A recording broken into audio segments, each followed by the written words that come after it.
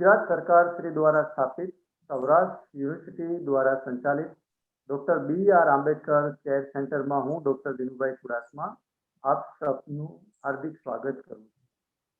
આજે doctor B R. Ambedkar memorial વ્યાખ્યાન શ્રેણીનો 93મો મણકો આપવા માટે આપણા આમંત્રણને માન આપીને આપણી સાથે ઓનલાઈન ઉપસ્થિત થયા છે ડોક્ટર વિશાલભાઈ ભાદાણી। વિશાલભાઈ ભાદાણીનો મારે આછેરો એક જ મિનિટમાં જો પરિચય આપવો હોય તો એમ કહી શકાય કે વિશાલભાઈ એક જીવંત વ્યક્તિ છે અને પ્રકૃતિના ખોરામાં રહીને એ સ્વસે છે।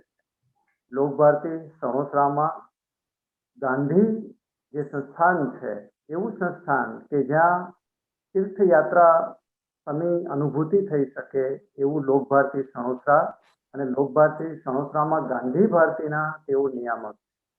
અંગ્રેજી સાહિત્યના તેઓ ખૂબ ઊંડા અભ્યાસુ છે, એટલા જ એ અંગ્રેજી કવિતાના અંગ્રેજી લિટરેચરના પણ ઊંડા ભાવક છે અને વિશ્વની ઉત્તમ કૃતિઓના રસાસ્વાદોને તેઓ આપણી સામે સહજ રીતે મૂકી આપે છે। તેઓ એમ કહેવાય કે ડાયનેમિક મલ્ટી સ્પેશિયલ પર્સનાલિટી છે કે ટેકનોલોજીમાં પણ ઊંડાણભર્યું જ્ઞાન ધરાવે છે અને ખાસ કરીને આજના ડિજિટલ માધ્યમોની જે સકારાત્મક બાજુઓ છે, ઊંડા પાસાઓ છે, એમને તેઓ આપણી સામે પેશ કરી આપે છે। એટલે આમ તો વિશાલભાઈ વિશે એક આર્ટિકલ લખી શકાય એટલી માહિતી અમારી પાસે છે, પણ આપણે વિશાલભાઈને સાંભળવાના છે, મને નહીં। અને વિશાલભાઈના વિશે સાચી વાતો કરીએ તો પણ એમને ન ગમે એવું એમનું વ્યક્તિત્વ છે। એટલે આજે 93મો મણકો અને વિષય છે ડોક્ટર આંબેડકરના વિચારો અને વિજ્ઞાન। અને એવા વ્યક્તિ આપણી સાથે ઉપસ્થિત છે કે જેમનામાં સાહિત્ય પ્લસ વિજ્ઞાન પ્લસ અધ્યાત્મનો ત્રિવેણી સંગમ થાય। આવો વિશાલભાઈ, અમોને આપ ડોક્ટર આંબેડકરના વિચારો અને વિજ્ઞાન વિશે જણાવો। આદરણીય વિશાલભાઈ। Much Dinubhai, Baba Saheb doctor B R. Ambedkar chair Saurashtra university દ્વારા આયોજિત આ એક અદ્ભુત ઉપક્રમ છે। અદ્ભુત એટલા માટે કહું છું કારણ કે 100 વ્યાખ્યાનો થાય એટલે મને એમ લાગે છે કે ભવિષ્યની પેઢીને આ ડિજિટલ માધ્યમ દ્વારા બાબા સાહેબના આંબેડકરજીના સૌથી જે વિશેષ પાસાઓ છે, એના મહત્તમ પાસાઓ છે, એની એક ડિજિટલ રેપોઝિટરી તૈયાર થશે। તો એવા આ એક પ્રકારના ડિજિટલ યજ્ઞમાં મને નાનકડું ખિસકોલી કર્મ કરવા દેવાની એક તક આપવા બદલ આ ડોક્ટર બી.આર. આંબેડકર ચેર સૌરાષ્ટ્ર યુનિવર્સિટીનો હું ખૂબ ખૂબ આભારી છું। અને આજે જે વિષય મને આપવામાં આવ્યો છે અને મેં પસંદ કર્યો છે એ છે ડોક્ટર આંબેડકરના વિચારો અને વિજ્ઞાન। મને એમ થયું કે મારે જો 93મું વ્યાખ્યાન આપવાનું હોય તો મારી પેલા 92 વક્તાઓએ કેટલી સરસ વાતો કરી હશે। લગભગ એક પણ પાસું એવું નહીં હોય કે જેના વિશે કોઈએ મર્મસભર વાત નહીં કરી હોય। છેલ્લા કેટલાક સમયથી અલગ અલગ વિચારકો, ચિંતકો, સમાજ સુધારકો એમના જીવનમાં વૈજ્ઞાનિક અભિગમ દ્વારા કેવો જાદુ સર્જાયો છે અને સમાજને શું મળ્યું છે એ મારી એક અંગત શોધ અભ્યાસનો વિષય રહ્યો છે।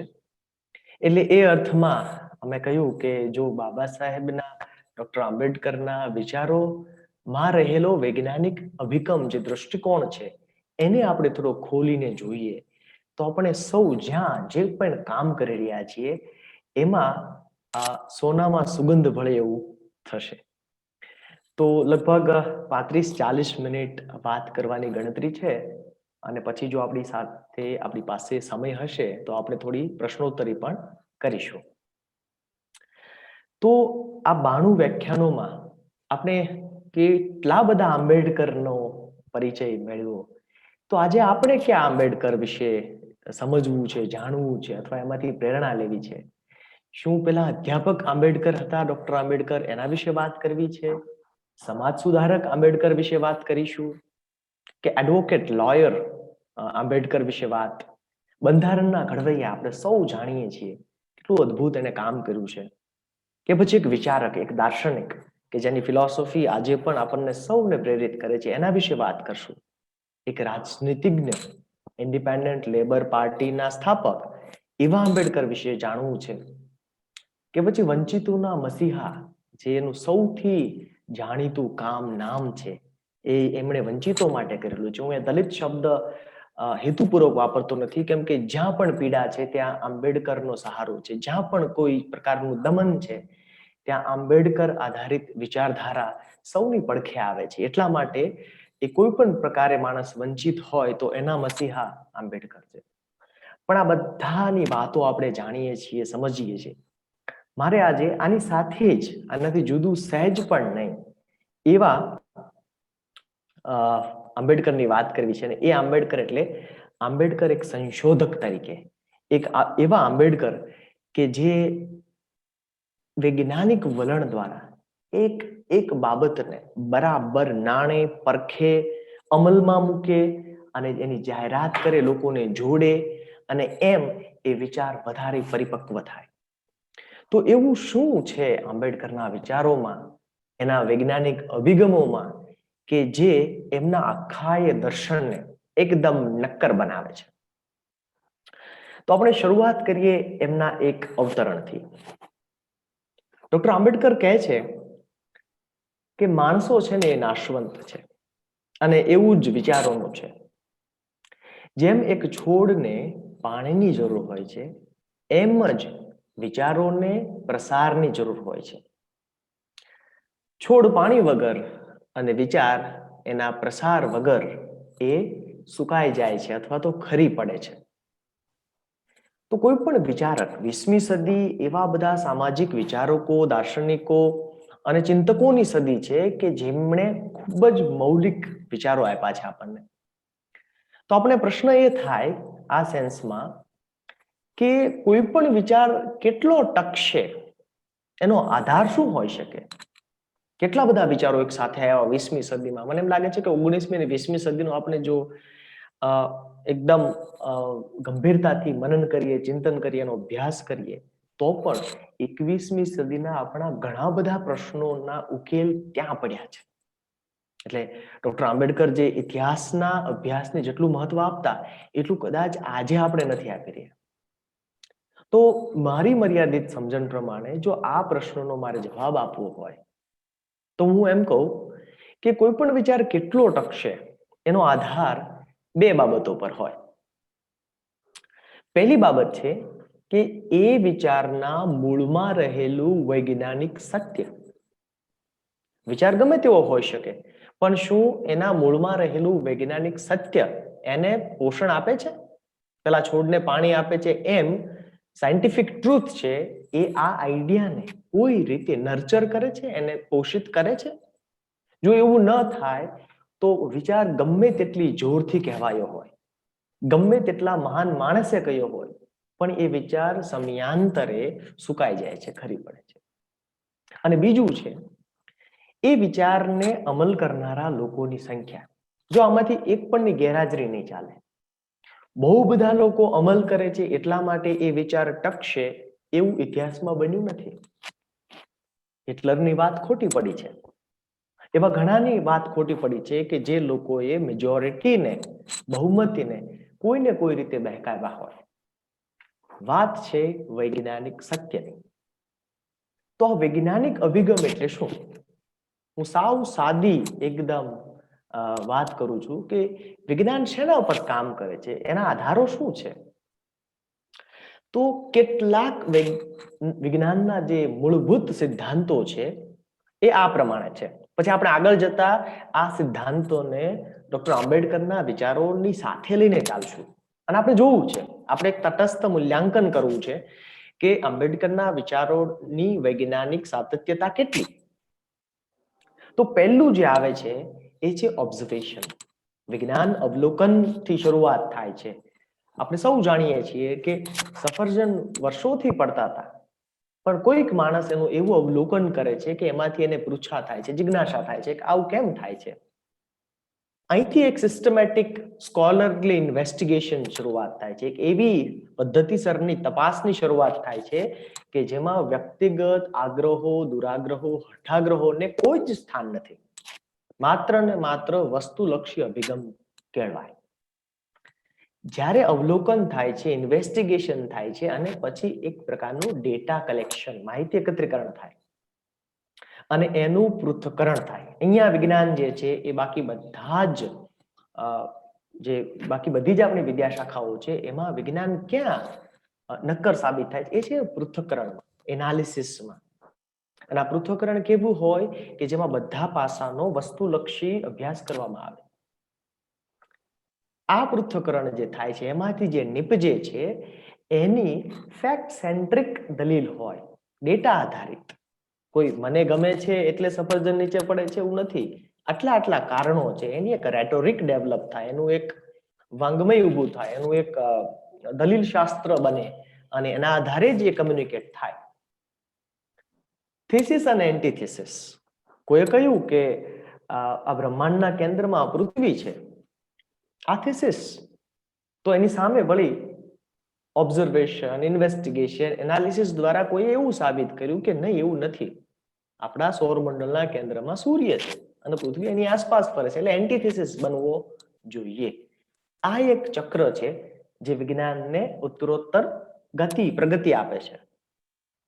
અને છઠ્ઠું અને બહુ મજાનું છે કે મૂળભૂત રીતે સંશોધનનો હેતુ એ જે તે સમસ્યામાંથી કંઈક નિરાકરણ શોધવાનું છે, કંઈક સમાધાન શોધવાનો છે. એટલે બર્ટનાર્ડ રસેલ એવું કહેતા કે શક્ય છે એટલા માટે એ કરવું એ વૈજ્ઞાનિક વાત છે, પણ શક્ય છે અને શું આપણે કરવું જોઈએ એ માનવીય વિજ્ઞાન છે. આપણે જોયું આલ્બર્ટ આઇન્સ્ટાઈનના કેસમાં એને કેમ પસ્તાવો થયેલો પોતાની શોધનો, કારણ કે ખાલી નગ્ન વિજ્ઞાનનો ઉપયોગ વિધ્વંસક થઈ શકે, પણ જો પ્રોબ્લેમ સોલ્વિંગ માટે વૈજ્ઞાનિક પદ્ધતિ વખતિયાર કરવામાં આવે તો એમાંથી શું નીપજે? એમાંથી કેન્સરની, કોરોનાની દવાઓ, રસીઓ શોધાઈ શકે અને અદ્ભુત કામ થઈ શકે. તો આ એક આપણે પરિપાટી આપણી નજર સામે રાખીએ અને હવે એક પછી એક ડોક્ટર આંબેડકરના વિચારો લેતા જઈએ અને જોતા જઈએ કે એ વાત વૈજ્ઞાનિક સાબિત થાય છે કે કેમ. પહેલા એમના છે જ્ઞાતિ પરના વિચારો, અને એક નમૂના રૂપ આપણે અહીંયા અવતરણ જોઈએ છીએ. ડોક્ટર આંબેડકર કહે છે કે nothing can emancipate the outcaste except the destruction of the caste system. એટલે એક પ્રકારનો એનો એમ કહેવાય કે હાઇપોથિસિસ અથવા તો સ્ટેટમેન્ટ એવું છે કે ધરમૂળમાંથી જ્ઞાતિ વ્યવસ્થાને ખતમ કરી નાખવામાં ન આવે ત્યાં સુધી જે આઉટકાસ્ટ છે, જે આખી વ્યવસ્થાની બહાર મુકાઈ ગયેલા છે, ત્યજાયેલા આપણા ભાઈ બંધુઓ છે, એમનું ઉત્થાન શક્ય નથી. હવે આવું સ્ટેટમેન્ટ કરનાર ડોક્ટર આંબેડકર ની ભૂમિકા આપણે સૌ જાણીએ છીએ કે ઇકોનોમિક્સમાં, લોમાં જે કોલંબિયા યુનિવર્સિટીમાં અભ્યાસ કરે છે અને પ્રખર વિદ્વાન અને અભ્યાસુ માણસ જ્યારે આવું સ્ટેટમેન્ટ કરે એટલે એની પાછળ એક વૈજ્ઞાનિક પ્રક્રિયા થયેલી હોવી જ જોઈએ. તો કઈ પ્રક્રિયા થાય છે? ડોક્ટર આંબેડકરનું જ્ઞાતિ વ્યવસ્થાનું એનાલિસિસ કેવું છે? તો આપણે જે તબક્કા જોયા એમાં આપણે જો જોઈએ તો એની વૈજ્ઞાનિક તપાસ કેવી રીતે કરે છે. પહેલો આપણે તબક્કો જોયેલો એ છે ઓબ્ઝર્વેશન. જ્ઞાતિ વ્યવસ્થાનું ડોક્ટર આંબેડકરનું ઓબ્ઝર્વેશન એક તો એના જાત અનુભવમાંથી આવે છે. બાળક તરીકે એમણે જે અનુભવ્યું છે, વ્યાવસાયિક તરીકે એમણે અનુભવ્યું છે ભારતીય સમાજમાં, મુંબઈમાં, કેટલી જગ્યાએ, બરોડામાં, આપણે બધું જાણીએ છીએ. તો આનાથી એને જે અનુભવ્યું છે એ વત્તા એને જોયું છે કે મારા જેવા અન્ય જે દલિત મિત્રો છે, મારા બંધુ ભગીનીઓ છે, એમની સાથે પણ કંઈક આવું જ થઈ રહ્યું છે. એટલે ખૂબ બધો ડેટા એકત્રિત થાય છે એમના ઓબ્ઝર્વેશનના માધ્યમથી. પછી શરૂ થાય છે સ્કોલરલી ઇન્વેસ્ટિગેશન, અને ખૂબ અભ્યાસ કરે છે ઇતિહાસનો. અને આ જ્ઞાતિ વ્યવસ્થા નામની આખી સમસ્યા જ્યાં જ્યાં એના મૂળ પડેલા છે એ બધા જ શાસ્ત્રોનો એ અભ્યાસ કરે છે.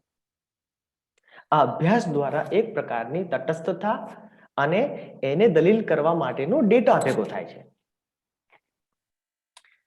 પછી કરે છે એનું બહુઆયામી પૃથ્થકરણ. આ મજાનું છે.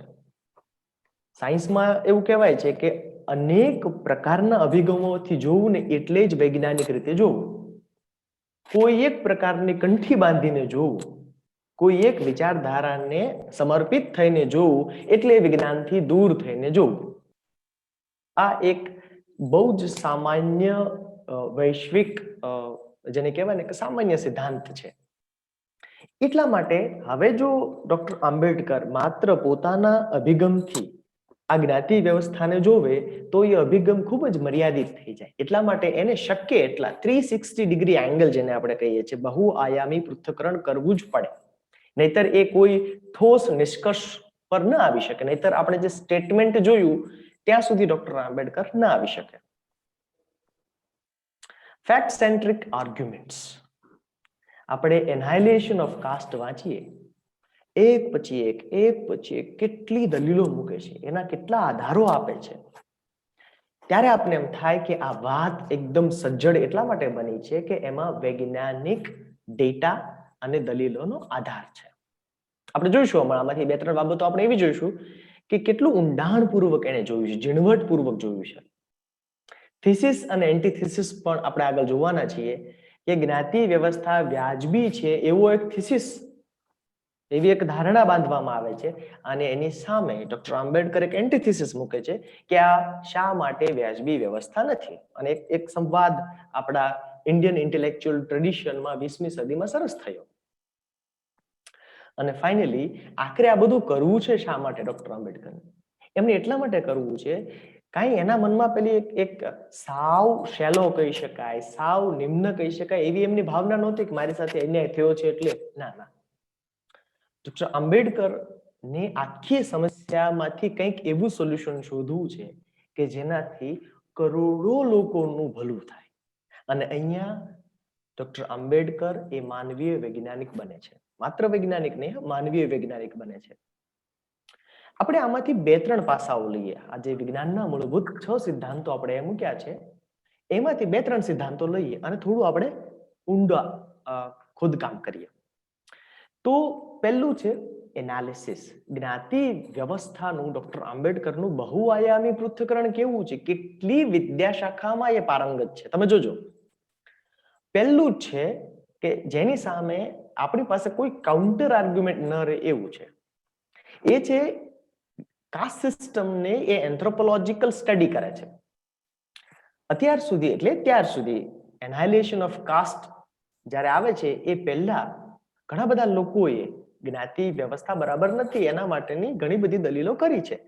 પણ ડોક્ટર આંબેડકર એને એ વખતના સૌથી જેને કહેવાય બહુ પોપ્યુલર વિજ્ઞાન હતો એન્થ્રોપોલોજી 1920s 30sમાં, તો નૃવંશશાસ્ત્રી અભિગમ એ પકડે છે.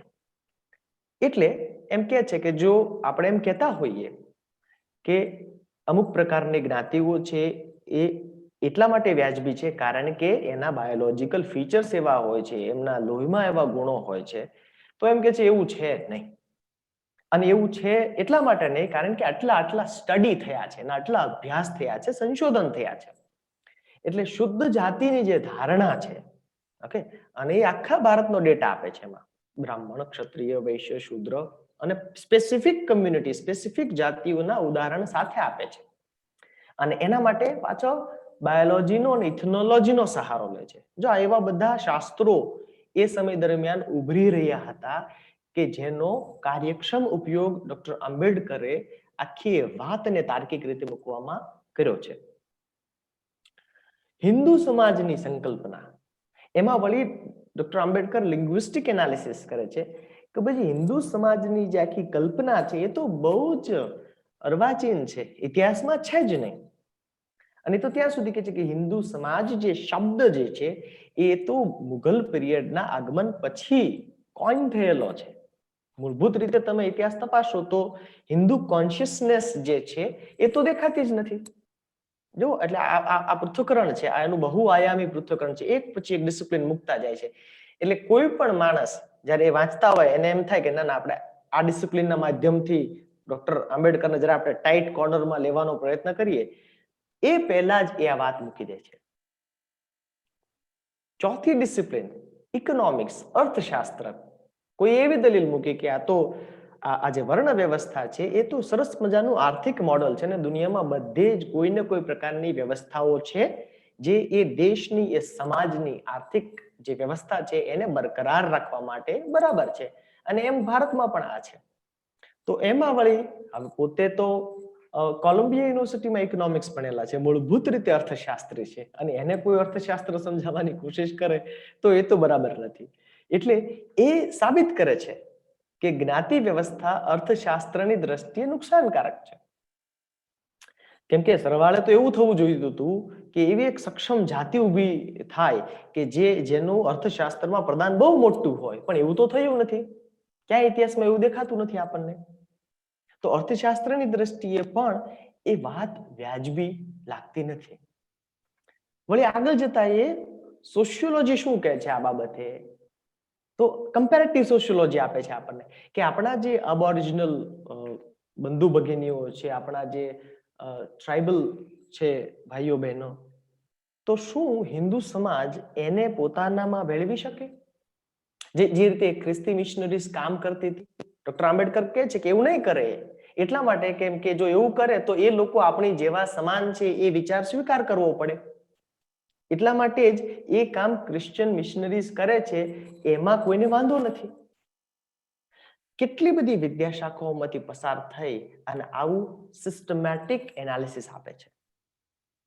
આગળ જોઈએ આપણે થીસિસ અને એન્ટીથીસિસ.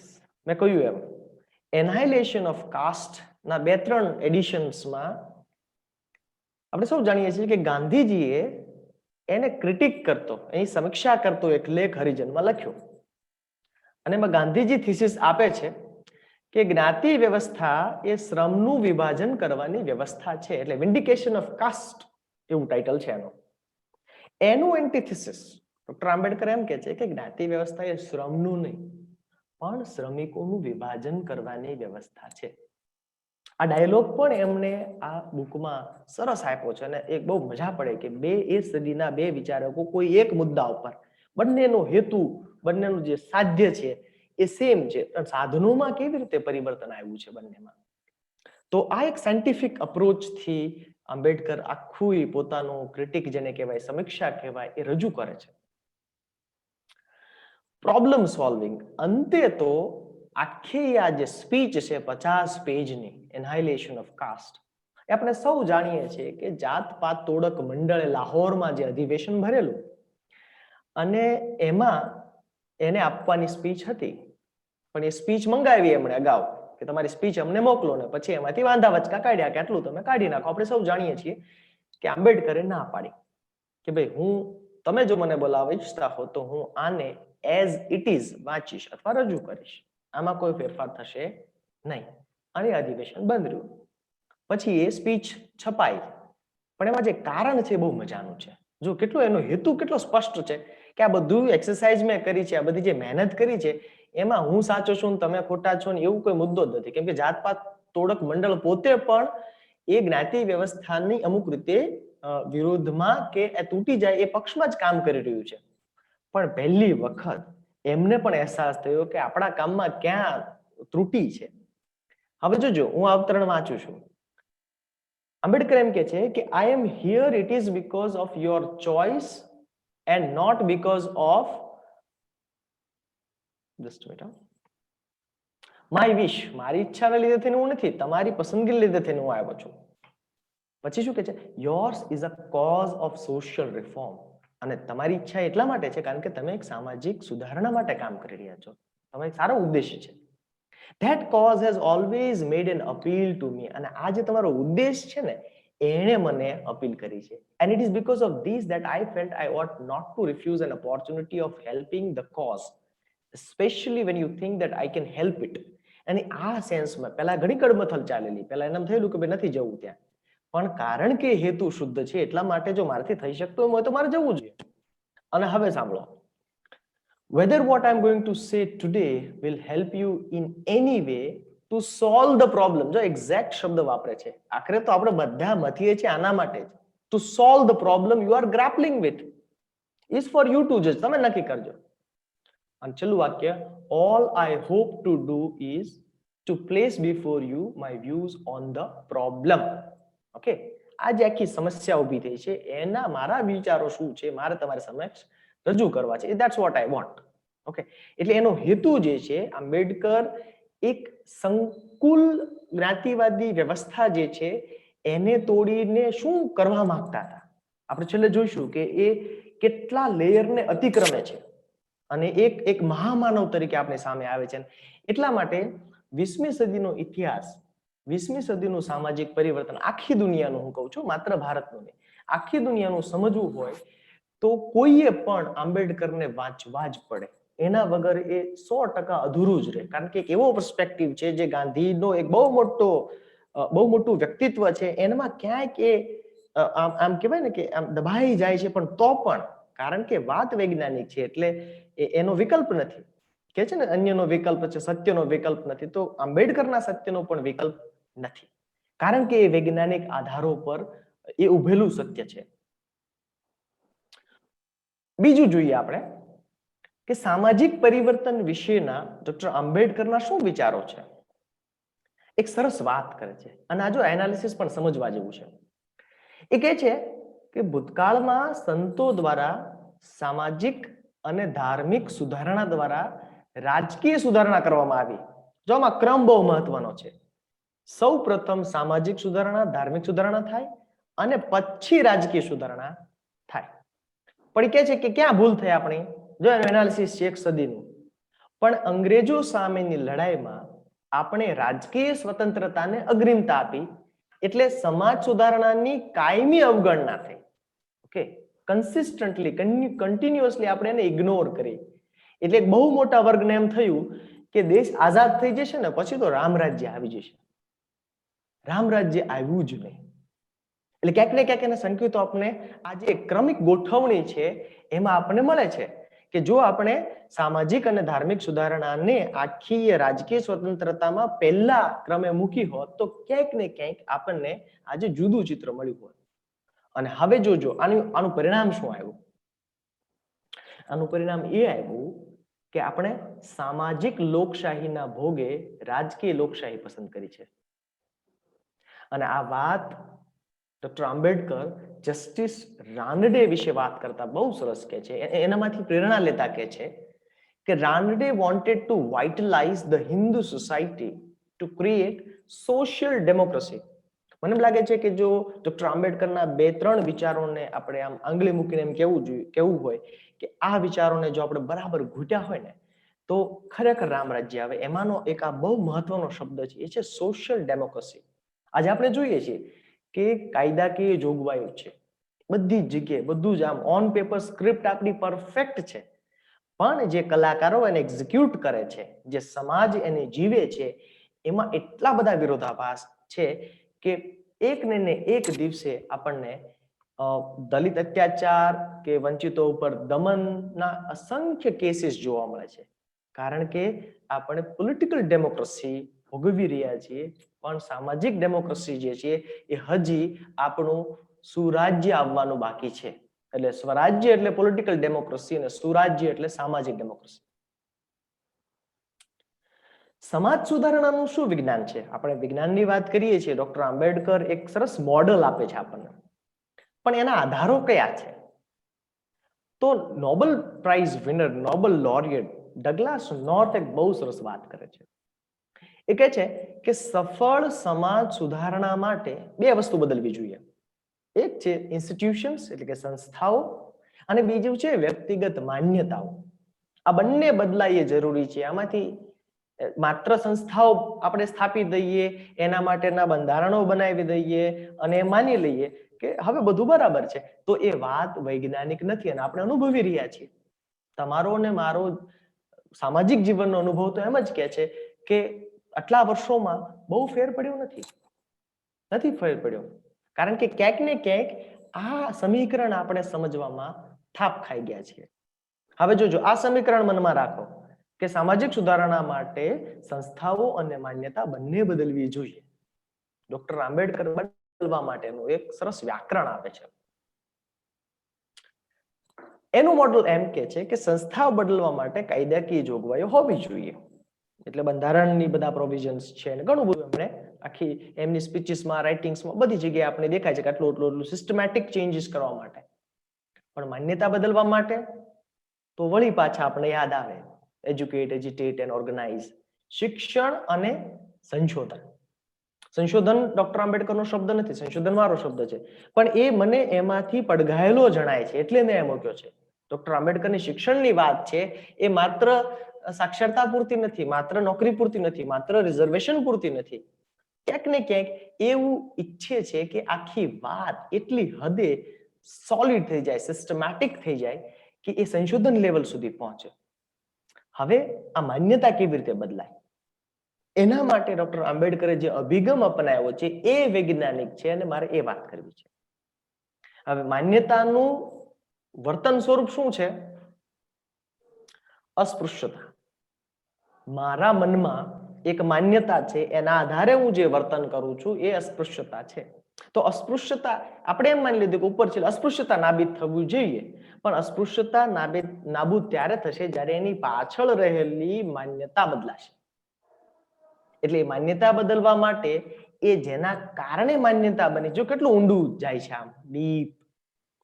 તો માન્યતાઓ કેવી રીતે બનતી હોય છે? એટલે ડોક્ટર આંબેડકરનો જે કલ્ચરલ સ્ટડી, એન્થ્રોપોલોજીકલ સ્ટડી છે, તો એમ કે છે કે આ શાસ્ત્રો, રિવાજો અને પરંપરાઓ જે છે એના લીધે થઈને માન્યતાઓ ઘડાય છે. તો આ શાસ્ત્રો, માન્યતાઓ અને પરંપરાઓથી જે માન્યતાઓ ઘડાય છે એ વૈજ્ઞાનિક છે, એ સાચી છે, એને સત્યની એરણ પર ચડાવેલી છે? એ પ્રશ્ન પૂછે છે, જે એક સાયન્ટિફિક અપ્રોચમાં એક વૈજ્ઞાનિક પૂછે એટલે એને બંને સામસામે મૂક્યું છે. એટલે કોઈ પણ સજાગ માણસ એમાંથી 100% તારવી શકે કે પરંપરાના નામે જો આપણે અત્યાચાર આચરતા હોઈએ તો એ બિલકુલ વૈજ્ઞાનિક નથી, બિલકુલ વૈજ્ઞાનિક નથી. એની વૈજ્ઞાનિકતા આપણે ચકાસવી જ પડે. ઓકે, આ વૈજ્ઞાનિકતા ચકાસવા માટે એમણે મનુસ્મૃતિ અને અન્ય શાસ્ત્રોનો અભ્યાસ કર્યો. જો ઘણી વખત આપણે આ ચૂકી જતા હોઈએ છીએ, આપણે જેનો વિરોધ કરવો છે એનું બરાબર આપણે નક્ષિક માહિતી, જ્ઞાન અને ડહાપણ ત્રણેય સ્તરનું આપણે ખ્યાલ હોવો જોઈએ. એના પાછળ રહેલી શક્ય એટલી વિચારધારાઓ, જેટલો એનો અભ્યાસ, આપણું હોમવર્ક જેટલું સારું, એટલો આપણે એનો વૈજ્ઞાનિક દ્રષ્ટિએ વિરોધ કરી શકીએ. અને એટલા માટે જ તમે જુઓ કે જ્ઞાતિ વ્યવસ્થા બરાબર છે એના વૈજ્ઞાનિક કારણો આપતા ડોક્યુમેન્ટ્સ આપણી પાસે ક્યાં છે? ક્યાં બરોબર છે? This is the science. એટલા માટે આ બરોબર છે. દુનિયામાં બધે આવું છે, યુનિવર્સલ છે. કેમ કે જો વિજ્ઞાન એટલે શું કે જે યુનિવર્સલ હોય. અહીંયા સફરજન નીચે પડે તો જાપાનમાં પણ નીચે જ પડવું જોઈએ, તો જ એ ગુરુત્વાકર્ષણનો સિદ્ધાંત બને. તો જો સાયન્ટિફિક હોય તો એ બધે જ હોવું જોઈએ, નહીતર ક્યાંય ન હોવું જોઈએ. તો એટલા માટે એ સાંપ્રત વૈજ્ઞાનિક તથ્યો આપણે જે જોયા તે biological data, anthropological data, linguistic data, બધાની સામે આ બધી વસ્તુ મૂકે છે. અને સામાજિક પરિવર્તન માટેનું એક અદ્ભુત સૂત્ર આપે છે, એજ્યુકેટ, એજિટેટ અને ઓર્ગેનાઇઝ. આમાં પહેલો અને ત્રીજો શબ્દ તો બધા બરાબર સમજે છે, એજ્યુકેટ અને ઓર્ગેનાઇઝ. પણ એજિટેશન નું શું કામ કે છે? શું કામ સંઘર્ષની વાત આવે છે? શું એમના મનમાં અભિપ્રેત હતું એમણે જ્યારે આ શબ્દ વાપર્યો હશે? તો વળી પાછું આપણે થોડી એમાં લેંગ્વિસ્ટિક ઇન્ક્વાયરી કરીએ, થોડી આપણે હિસ્ટ્રી ઓફ સોશિયલ મૂવમેન્ટ્સ જોઈએ કે આખી દુનિયામાં જે સામાજિક ક્રાંતિઓ થઈ એમાં એજિટેશનનું શું મહત્વ છે. કારણ કે આપણે બરાબર સમજવું પડશે, એક બાજુ ગાંધીનું અહિંસક એજિટેશન છે, અને જુઓ તમે માર્ટિન લ્યુથર કિંગ શું કહે છે? Non-violent direct action seeks to create such a crisis. Crisis છે ને એ એજિટેશનનો વળતો શબ્દ છે, એના માટે આપણે વાપરી શકીએ. એ ક્રાઇસિસ ક્રિએટ થવું જોઈએ એમ કે છે. અને ક્રાઇસિસ કેવી રીતે, શું કામ થવું જોઈએ? And establish such creative tension. Creative અને ટેન્શન આ મજાનો શબ્દ છે. એક રચનાત્મક ટેન્શન ઊભું થવું જોઈએ.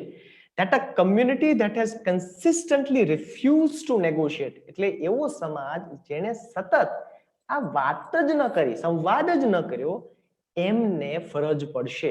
એટલા માટે એજિટેશન જોઈએ. એજિટેશન વગર બહેરાશ વાળા કાન સાંભળતા નથી.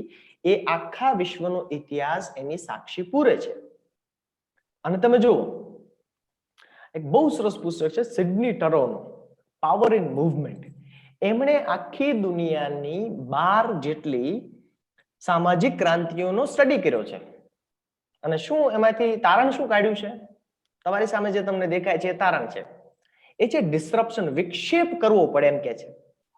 સ્થિર પાણી છે એમાં જ્યાં સુધી તમે વિક્ષેપ ના કરો ત્યાં સુધી વલયો બનતા નથી. તો એ કે છે because disruption spreads uncertainty. થોડુંક આમ હાલક ડોલક થાય છે કારણ કે બધી જ સરકારો દુનિયાની એ સ્ટેટસ કો પર નભે છે કે આપણું આમ નામ છે ને એમ નામ જળવાઈ રહેવું જોઈએ, કોઈ પ્રશ્ન ના આવવો જોઈએ. ભલે એના માટે કોઈ એક વર્ગ દબાતો હોય, શોષાતો હોય, પીડાતો હોય, પણ આપણને વાંધો ન આવવો જોઈએ. તો શું કહે છે? It spreads uncertainty and gives weak actors leverage against powerful opponents. જે બિચારા નબળા છે એને આ સત્તાધારીઓ સામે ટકી રહેવા માટેનું એક પ્રકારનું બળ આપે છે. ઇટ ઇઝ ધ, આ વાક્ય બહુ મહત્વનું છે, it is the strongest weapon of social movements. જો આપણે હંમેશા એવું જાણ્યું છે કે જે ક્રાંતિઓ છે, બધી ક્રાંતિઓ, એમાં ક્યાંક ને ક્યાંક એજિટેશન રહેલું છે. ભલે એ અહિંસક ક્રાંતિ હોય તો પણ એમાં એક જીદ તો છે જ, એ જીદ હોવી જોઈએ, એટલી એજિટેશન. એવું જરૂરી નથી કે એમાં હંમેશા હિંસા જ હોય, જરૂરી નથી, પણ એ જે અંદરથી જે આગ છે, જે ફોર્સ છે, એ છે એજિટેશન.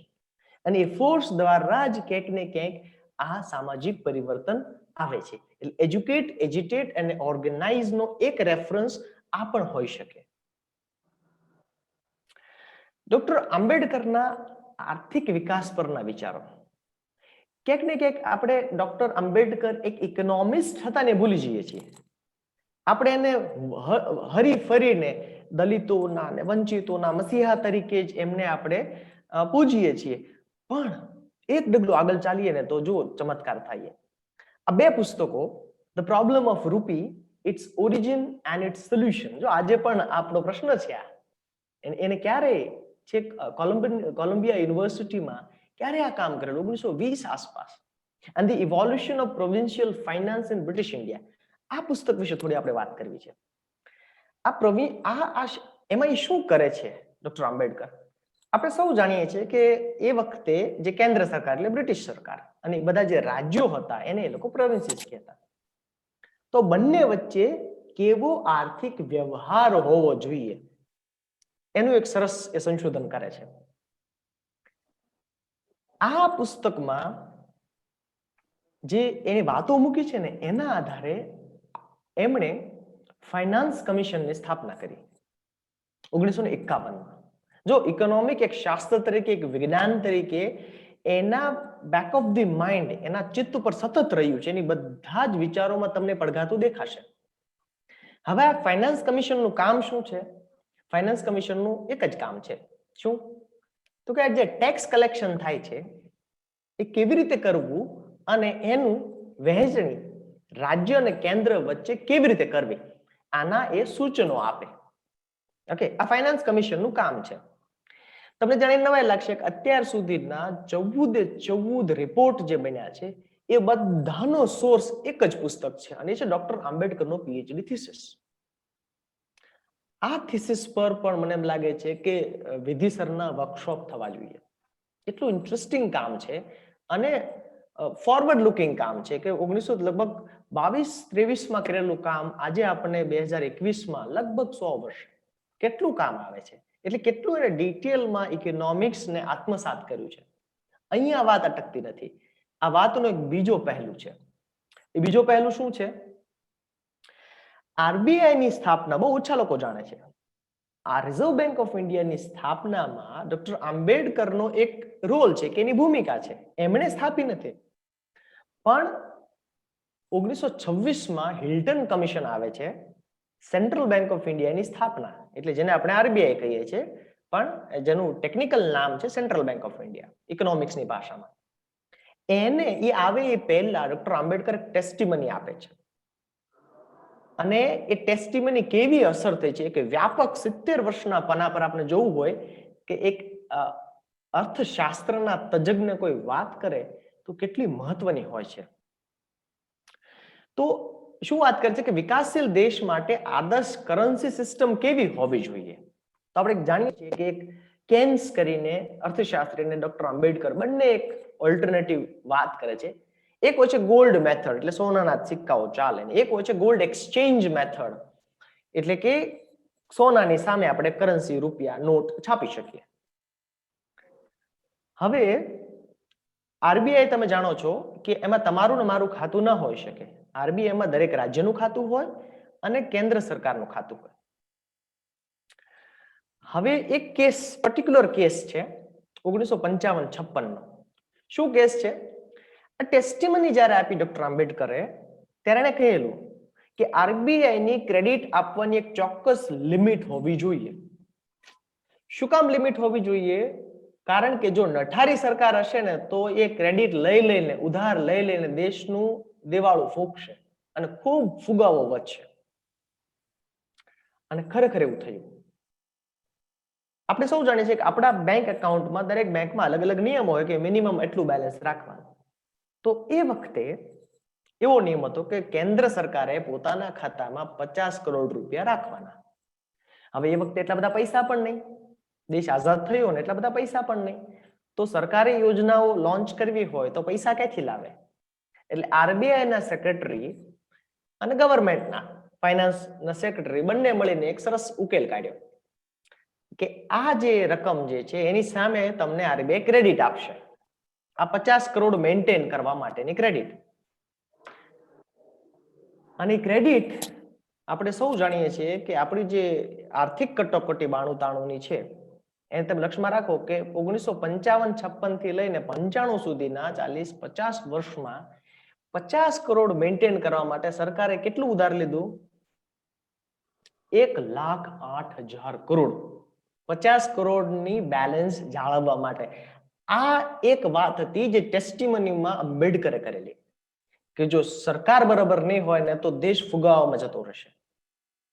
આવી વાત ડોક્ટર આંબેડકર જ કરી શકે, કારણ કે એક અર્થશાસ્ત્રી હતા અને એ એનું વિજ્ઞાન જાણતા હતા કે આની લાંબા ગાળે અસર શું થઈ શકે. અત્યારે આપણે સ્કિલ ડેવલપમેન્ટની વાત કરીએ છીએ. પબ્લિક સેક્ટરમાં પહેલી વખત સ્કિલ ડેવલપમેન્ટનો વિચાર કરનાર લેબર મિનિસ્ટર તરીકે ડોક્ટર આંબેડકર. પ્રાઇવેટ સેક્ટરમાં હજી તો આપને આઘાત લાગે એવી વાત છે. પ્રાઇવેટ સેક્ટરમાં સ્કિલ ડેવલપમેન્ટની પહેલી વખત વાત કરે છે Rabindranath Tagore. Employment exchange, price stability over exchange stability, public hygiene. જો પબ્લિક હાઇજીન અને અર્થશાસ્ત્ર ક્યાં જોડાય છે? આ બધા વિચારો આપણને ડોક્ટર આંબેડકર આપીને ગયા છે વિસ્તારથી, યોજનાઓના માધ્યમથી. કારણ કે જો એક ઇકોનોમિસ્ટ લેબર મિનિસ્ટર બને છે, ઓકે, મેમ્બર એ સમયમાં વર્ડ વપરાયો હતો ત્યારે બને છે, તો શું શું કરી શકે, એનું વિઝન કેવું હતું? ઇન્ડિપેન્ડન્ટ લેબર પાર્ટીની સ્થાપના કરે છે. આપણે વાત કરીએ કે ડોક્ટર આંબેડકર ક્યાં અતિક્રમે છે. એ સમય લેબર પાર્ટી તો હતી જ, પણ ઇન્ડિપેન્ડન્ટ લેબર પાર્ટીની સ્થાપના પાછળનો એક બહુ જ મજાનો હેતુ હતો. અને હેતુ આ હતો કે અન્ય મજૂર સંઘો જે હતા એ મજૂરોના આર્થિક હકો માટે લડતા, જ્યારે આંબેડકર દ્વારા સ્થાપિત ઇન્ડિપેન્ડન્ટ લેબર પાર્ટી મજૂરોના માનવીય અધિકારો માટે લડતું. જુઓ, એક હોય છે આર્થિક લડત અને એક હોય છે માનવીય લડત. અને એ અર્થમાં મારી મર્યાદિત સમજણ પ્રમાણે ડોક્ટર આંબેડકર અર્થશાસ્ત્રના માનવીયકરણના હિમાયતી હતા. કે આખરે તો જો એને કોણ એન્ડોર્સ કરે છે? ઓકે, રોબેલ ફોગલ કરીને નોબેલ લોરિએટ એમ કે છે morality is higher than economics. આપણી જે નૈતિકતા છે આપણા અર્થકારણથી ઉપર છે ને એટલા માટે જો માનવીય અધિકારોનું હનન થતું હોય તો એવું કોઈ અર્થતંત્ર જોતું નથી. એટલા માટે ઇન્ડિપેન્ડન્ટ લેબર પાર્ટી સ્થપાય છે. કેટલો વૈજ્ઞાનિક અભિગમ, બધા જ એ જ્ઞાતિ વ્યવસ્થાનું પૃથ્થકરણ હોય, દેશની આર્થિક નીતિ હોય, આરબીઆઈની સ્થાપનાની વાત હોય, બધામાં તમે જો લેબર મિનિસ્ટર તરીકે પીડબ્લ્યુડી ડિપાર્ટમેન્ટ એમના અંડરમાં આવે. દામોદર ડેમ બનાવવાનો હોય તો ડોક્ટર આંબેડકર એમ કે દુનિયાનો બેસ્ટ એન્જિનિયર જોઈએ. ટેનિસી વેલી જેણે બનાવી એ જ એન્જિનિયર સેમ દામોદર ડેમ બનાવવા આવે. ઓકે, કોઈ વિકલ્પ નહીં. જો સાયન્ટિફિક ટ્રુથનો વિકલ્પ હોતો જ નથી. આપણે આજે વાત કરીએ છીએ કે જો દેશમાં એગ્રીકલ્ચર જો પ્રાઇમ ઇન્ડસ્ટ્રી હોય, જો ભારત કૃષિ પ્રધાન દેશ હોય, તો નદીઓને પરસ્પર જોડવાની જે યોજના જે છે એ ખરેખર કારગર નીવડે, આપણે ખૂબ મદદ કરી શકે. એની વાત ત્યારે જ ચેક કરેલી અને જેના આધારે ખૂબ બધા હિંસાઓ થઈ, લિંગ્વિસ્ટિક સ્ટેટ્સ, લિંગ્વિસ્ટિક રાયટ્સ જેને કહે છે. સરકારે શું કીધું? એક ભાષા એક રાજ્ય. ડોક્ટર આંબેડકર શું કહે છે? નહીં, આમાં તકલીફ થશે. જો એક તજજ્ઞ કેવો હોય, પોલિટિકલ તજજ્ઞ કેવા હોય, જેને બરાબર જીઓગ્રાફીની ખબર હોય, જેને લિંગ્વિસ્ટિક્સની ખબર હોય અને એ બંનેથી ભવિષ્ય કેવું થઈ શકે એની ખબર હોય. એ કહે છે એક ભાષા એક રાજ્ય નહીં, પણ એક રાજ્ય એક ભાષા એમ કરો. પણ એવું થયું નહીં, કારણ કે એ શું જાણતા હતા કે જો આપણે એક ભાષા એક રાજ્ય કરીએ ને તો નોર્થના, ઉત્તરના રાજ્યો મોટા થઈ જશે અને રાજ્યો મોટા થશે ને ત્યારે એનું કોન્સ્ટિટ્યુઅન્ટ એસેમ્બલીમાં એનું જે પ્રતિનિધિત્વ હશે એ વધી જશે.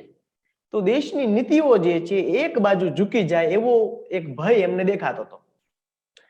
ઉત્તર પ્રદેશ અને બિહાર વિશે જે વાત કરેલી આજે સાચી પડી કે બે ભાગ કરો, ઝારખંડ કરો, અને કર્યું.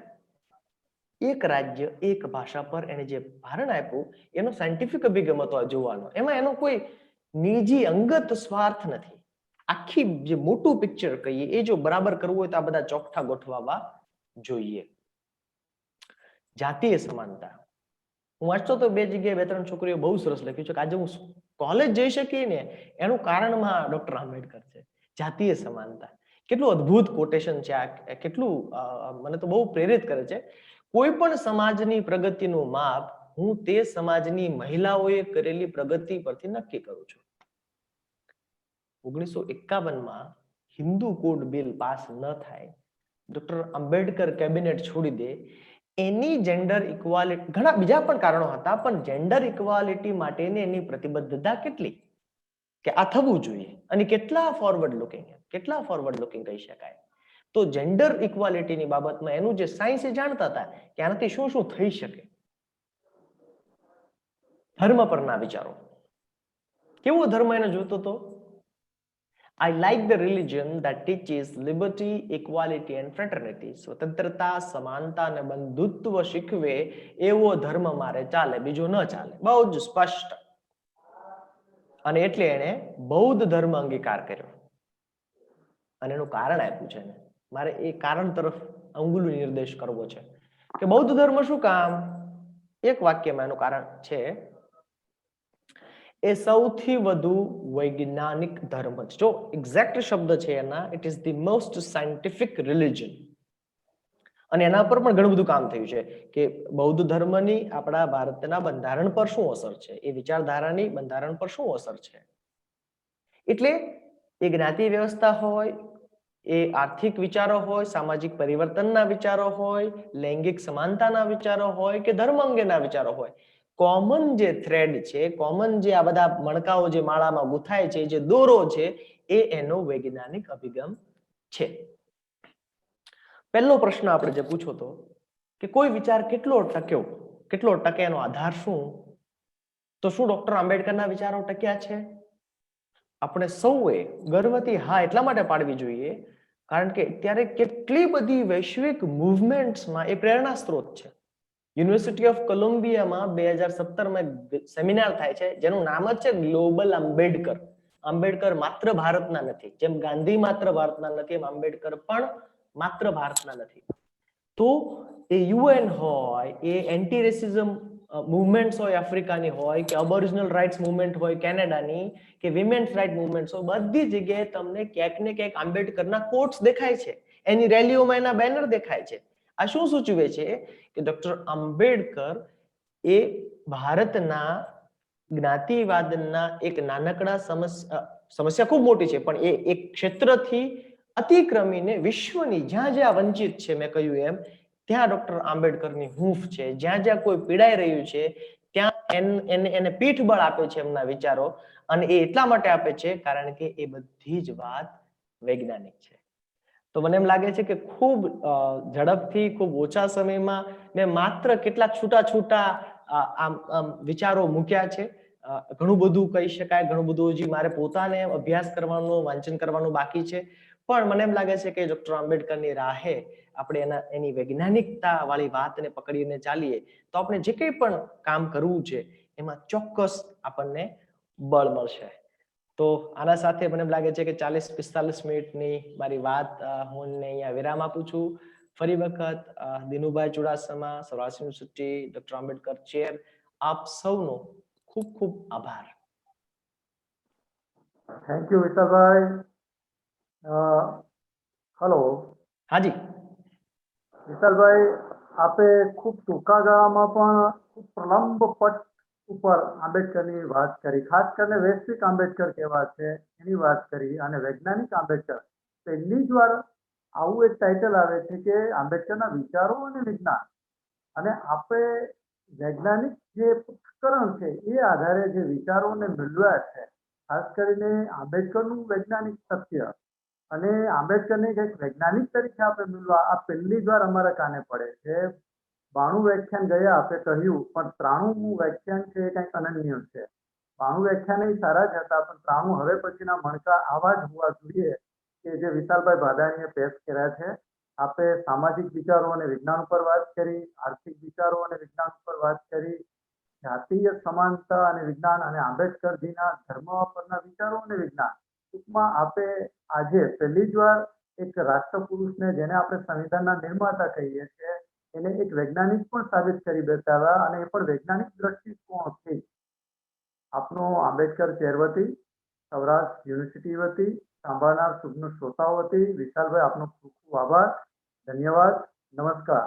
Thank you so much. Thank you. આપ સૌનો આભાર. Thank you.